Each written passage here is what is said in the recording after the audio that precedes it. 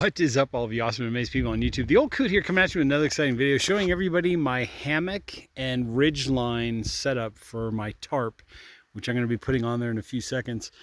But let me show you all what's going on here. This is a hardware video. Basically, how do I get my hammock strung so that it's, you know, nice and nice. And there's my Moonlens chair. By the way, if you are a heavier individual, you might want to consider that. I believe the weight limit is like 400 pounds. I've used that thing about, I think like 6 times now, 6 or 7 times on 6 different trips, like, you know, 2 nights at a time or 2 days at a time or whatever. It's held up nice. The only mod I did to it was I added that piece of carpet on the bottom with like a box, the whole duct tape thing. We'll talk about that in another video.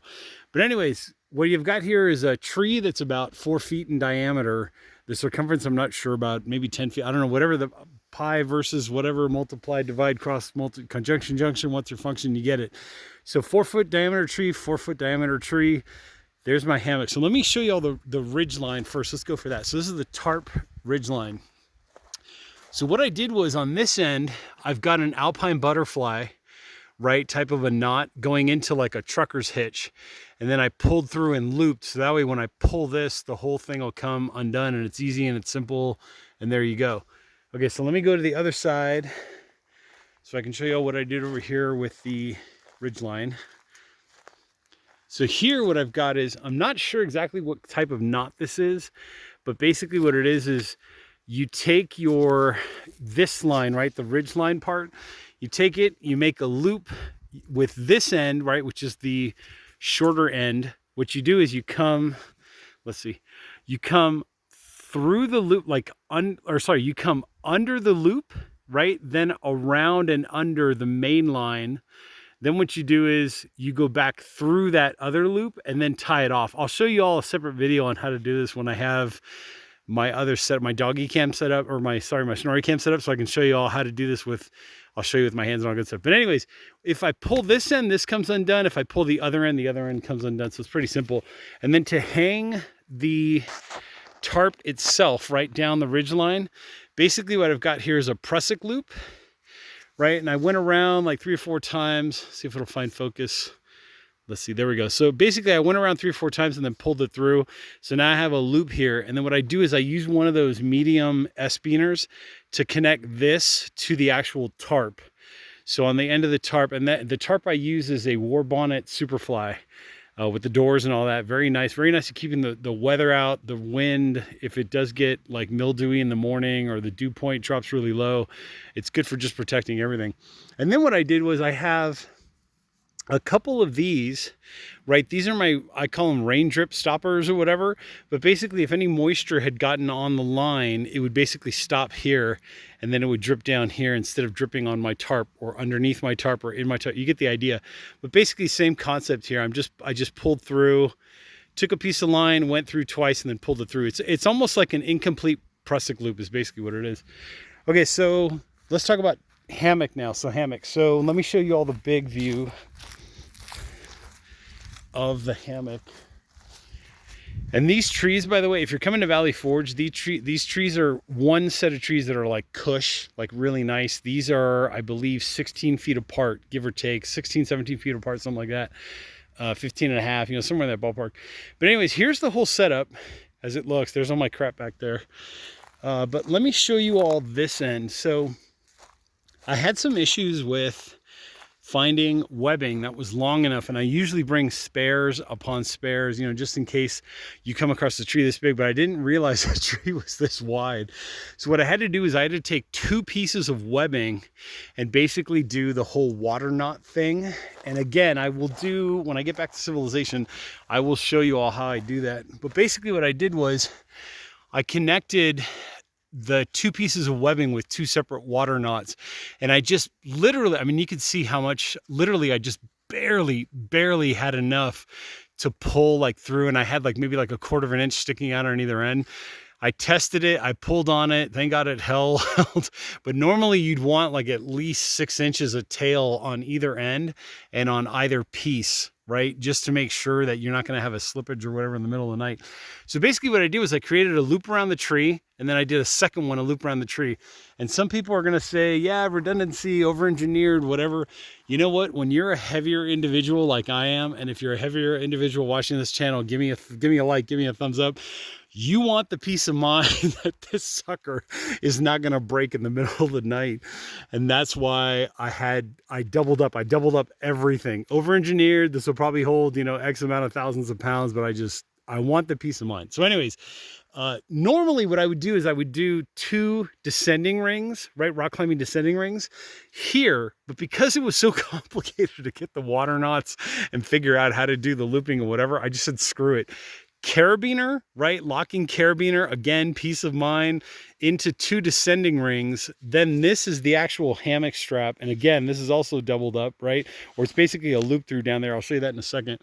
But what I did was I came through here. So this is my adjustment side. So I can, what I did was when I tied it off like this. I can actually undo it now just to show everybody. And then I'll retie it later. That's no big deal. But anyways, what I did was I went through the rings, and then basically it's kind of like the old school belt buckles. You go through both and then you come back through one and then you pull, and the tension on this is what holds everything there. And then what I do is once I get to this point, I'll go through the rings again just to make sure there's no slippage. So basically I went through the rings like 2 or 3 times here. As you can see, I went through 2 or 3 times and then tied it off in that little hitch that you saw. So now let's go down to here. Okay, so more hardware. So this is the Warbonnet Blackbird XLC double, right?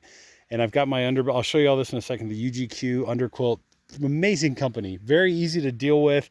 You tell them what you want, they calculate the fees, you add like X amount of extra. If you want an extra foot, or you want an extra baffle, or you want an extra inch or whatever, they will do that all for you. No problem, hassle-free, easy company to deal with. UGQ. Make sure to mention that you saw this on the Old Coots channel. Okay, so here is the hammock. This is the actual hammock strap that came with the Blackbird.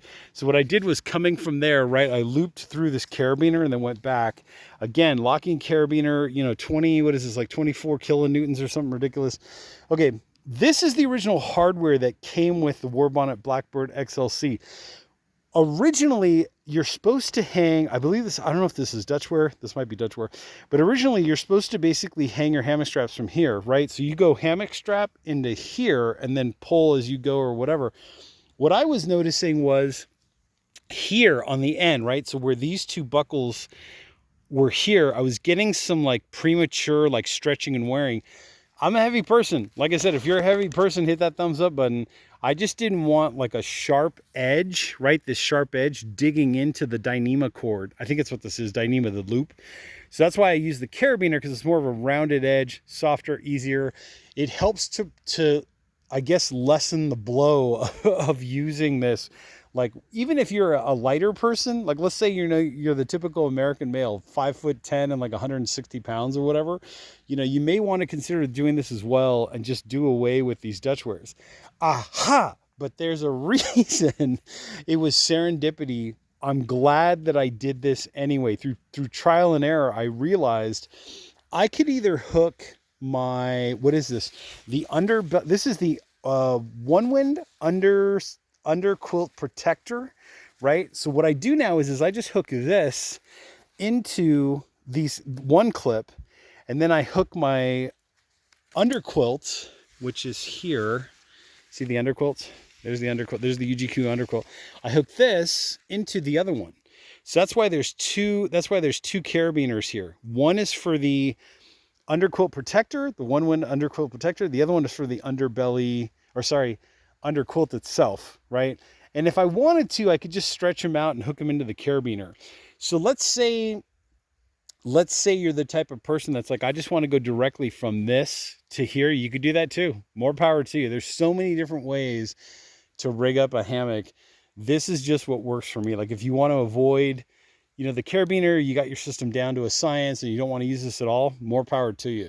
For me right now, I don't mind the extra weight. And these are like ounces. I mean, probably less than an ounce or something like that. But anyways, that's what's going on here. And then on this end, I had another dilemma. So basically same concept. By the way, the bag that comes with your hammock, make sure you try to get one that's a pass-through, so that you can just do this and you'll never have to worry about, you know, like, where did I put my bag? It flew away, an animal took it in the middle of the night or whatever. Do this so that you can just leave it on there and have it there. So anyway, same kind of process going on here. This one, did I have it on the other one? Yeah, I had it on the other one, but it's hard to see. But I do have another drip line here. So same thing. So if water happens to get down here, like dewy morning, or you are camping in the rain or whatever, backpacking in the rain, at least I know I've got one extra layer. I should move this. I'm going to move this because I think the buckles got all discombobulated. But I'm going to move this to here so that as the water comes down, it just drips down. And I might add a second one. So I'll put one here and one here. But anyway, same concept. Going into the carabiner. Carabiner goes into the hammock strap itself. So now on this end, because I was able to loop my webbing around twice, right? I did the usual, what I usually do is, which is 2 descending rings. You can kind of see it better here. So I can block that sun. Where's that sun? Right there, I think it is. Okay, right there. So here you can actually see it a little bit better where the hammock straps go through both, and then they come back through one. So you split the rings and you come back through one, and then you pull tight, and that's that part. So then the other dilemma I had was I had to do another water knot, because here, as you can see, I had, like, thank God I had just a little extra tail, right, to come out the other end. This is what I wanted on the other tree, right? But I didn't have enough room.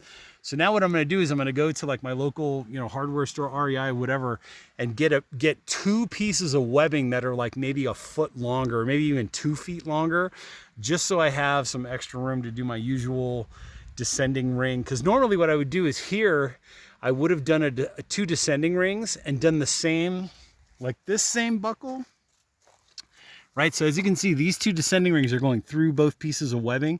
What I normally do is I use 2 descending rings back here.